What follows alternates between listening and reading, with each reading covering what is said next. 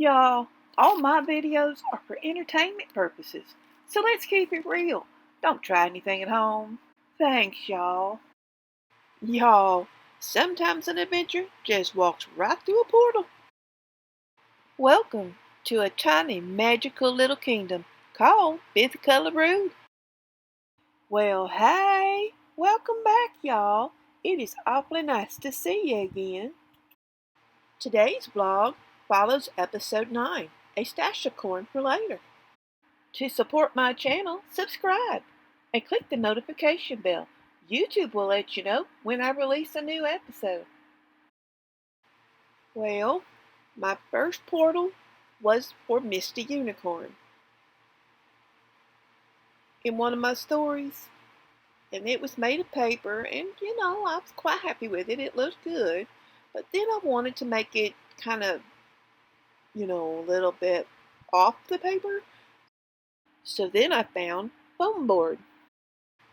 And you can get them at Lowe's and places like that. Home Depot, whatever's around you. I'm sure they have them. And you can carve them into all different shapes and whatever. And I just wanted to make different types of doors for these gnomes and fairies. Like rounding them into look like mushrooms, which is what I was trying to do here. But then I got sidetracked. And my daughter found this pen at a flea market. And I'm like, well, that would make a pretty portal. I don't know for who yet. Still working on that one. But let's get back to the mushroom one. It pops up here eventually.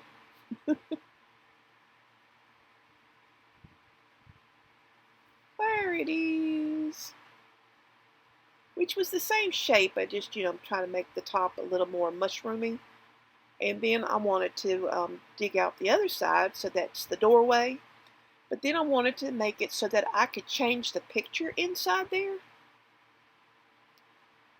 And, using paper or an actual picture, miniaturize it and stick it in there and make a story.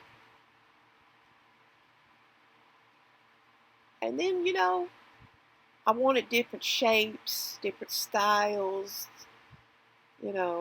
fantasy. This was supposed to be one of those mirror things, portals, which I kind of like and I kind of don't like, but it's what I got for right now. And I like collecting gemstones, minerals and stuff like that. And I put some of them in this one, thinking I'd bejewel it. But you can't see, I don't know what happened here, but I kind of like it. It's very pretty in person, but it looks very bland here. And then I use sparkly stuff, glues and glitters and things like that to put down in there, trying to emphasize its magic. Y'all know I'm going to look back on some of these things that I've accomplished and go, what was I thinking? But I'm new at this, and in time, I will get better. And in the meantime, I'm just making lots of memories and learning as I go, y'all. Learning as I go. I will be making a lot of portals, y'all. But I didn't even make the raccoon in the episode 9 walkthrough out in the cornfield. But here's what I got so far. There's going to be a lot more. Well, episode 9 is a stash of corn for later. Now I need to round up all my characters.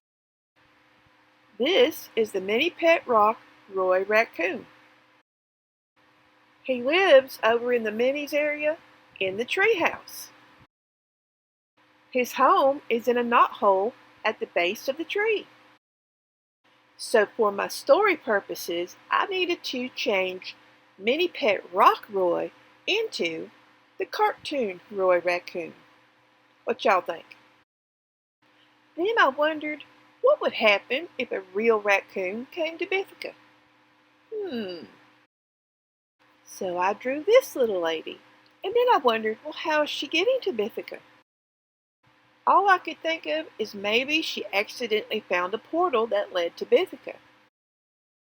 The poor thing was minding her own business out in the farmer's cornfield, filling her mouth full of corn kernels to stash away for later.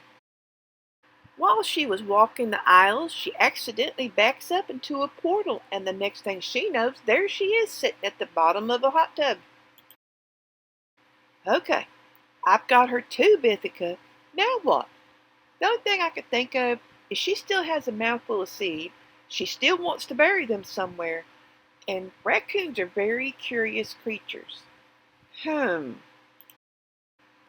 She can smell that rich soil up above her head, and she wants to stash those corn away, so she begins to explore how to get up there.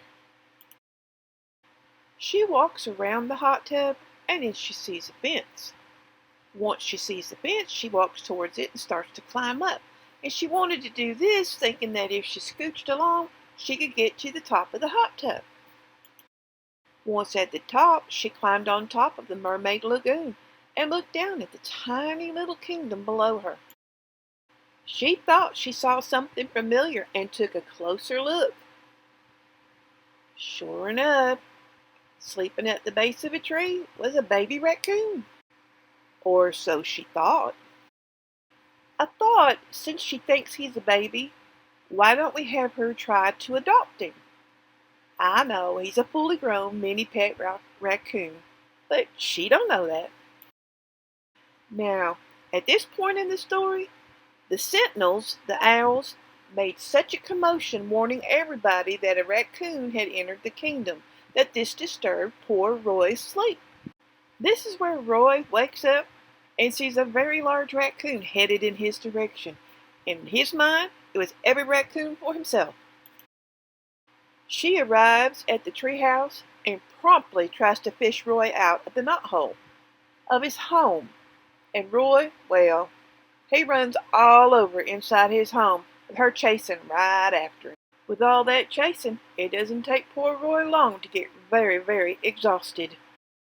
King Blaze comes and asks the mama raccoon how he may help her. She informs the king that she wanted to adopt the little baby raccoon, where the king informs her that Roy is a fully grown mini pet raccoon. Oh dear, I'm so sorry. But that does explain why I could not catch a newborn baby raccoon, She said, and everyone, well, they just bust out laughing. Poor Roy. A very exhausted Roy lay upon his floor in his own home, could hear the conversation outside, bust out laughing himself at all the humor in the whole ordeal. If you'd like to know how this story ends, go to episode 9, A Stash of Corn for Later. Well, y'all, this was my thought process for episode 9. It was sure nice spending some time with you. Y'all come on back for our next adventure. We'd love to see you. Until we meet again, be kind to one another. Bye now.